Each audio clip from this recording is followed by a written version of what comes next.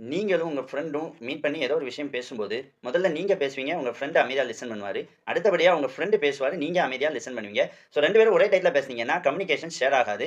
இங்க நமக்கே தெரியாம ஒரு ரூல நாம ஃபாலோ பண்றோம். 2 பேரும் ஒரே டயத்துல பேசக்கூடாது. பேசினா கம்யூனிகேஷன் ஷேர் ஆகாது. இந்த ரூல ஃபாலோ பண்றோம். இது ஹியூமன் நெட்வொர்க்.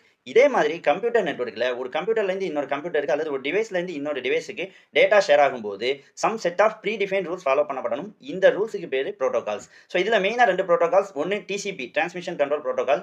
இன்னொன்னு UDP user datagram protocol. So TCP வந்து ரிலையபிள் அண்ட் அக்யூரசி. அதாவது எங்கெல்லாம் டேட்டா மிஸ் ஆகாம அக்யூரேட்டா சென்ட் ஆகும்னு நினைக்கிறோமோ, அது மாதிரி அப்ளிகேஷன்ஸ்ல டிசிபி புரோட்டோகால் யூஸ் பண்ணலாம். உதாரணமா நீங்க ஒரு பேங்க் அப்ளிகேஷன் டெவலப் பண்றீங்க. அந்த பேங்க் அப்ளிகேஷன்ல மணி ட்ரான்ஸ்ஃபர் பண்றப்போ 10 பைசா கூட மிஸ் ஆகக்கூடாதுன்னு நீங்க நினைச்சீங்கன்னா, இது மாதிரி அக்யூரேட்டான இடங்கள்ல டிசிபி புரோட்டோகால் யூஸ் பண்ணலாம்.